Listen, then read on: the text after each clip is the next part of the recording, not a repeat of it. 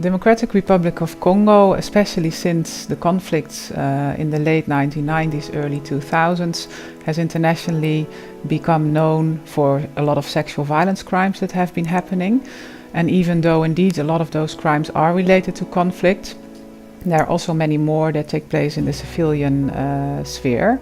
And because of the focus on sexual violence from an international perspective, a lot of aid and a lot of funding has poured into the country to provide assistance to victims. In 2011, we looked at the side effects of sexual violence assistance. And in 2014, we followed up in order to see and how far programming had changed or had evolved over time. In 2011, our research found a number of problems with sexual violence programming.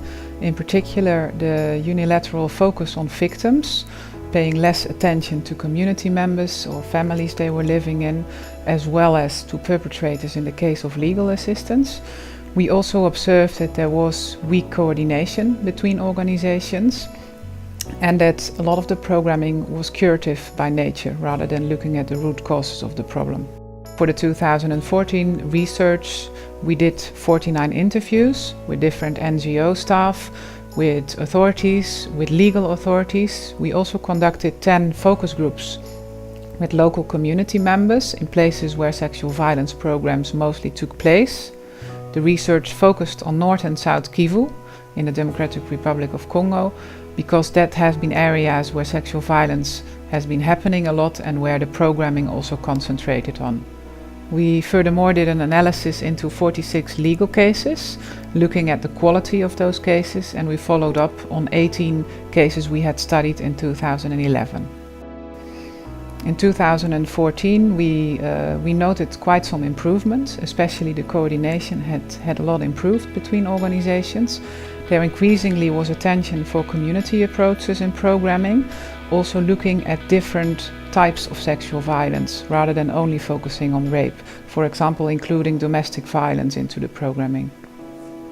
But even though we observed these improvements, there were also still some issues that continue to be more or less the same as a few years ago. And that in particular relates to the conflict-related narrative around sexual violence. Whereas in Congo the programming increasingly took a broader perspective on international level, donor level, also international summit level. There had been, for example, a few years ago a big conference in London involving Angelina Jolie and William Hague of the UK, in particular once more repeating the conflict related cause of sexual violence.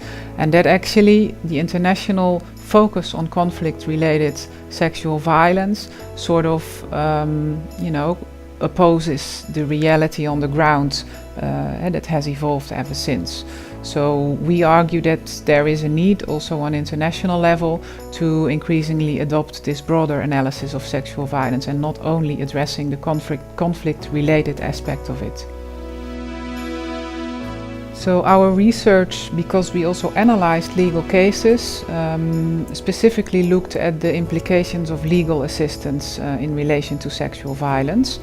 And what we've observed is that over the years there has been a lot of pressure to fight impunity, to make sure that rapists or people committing sexual violence are convicted.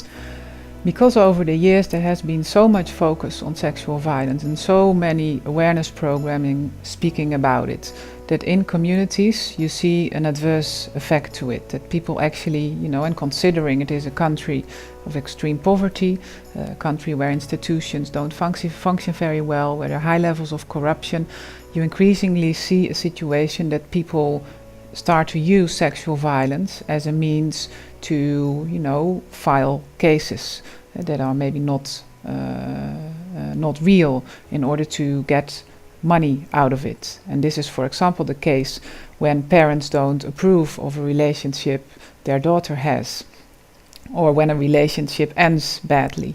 And that is actually a danger, because it will reduce the support for the important programming that still needs to take place in order to address the real cases of sexual violence.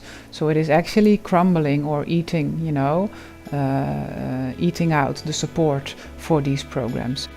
To conclude, even though we express critique on sexual violence programming, we are not saying the problem doesn't exist, and we are neither saying that programming should be stopped, because there still is a lot of need for well thought out and effective sexual violence programming in order to assist thousands of victims that are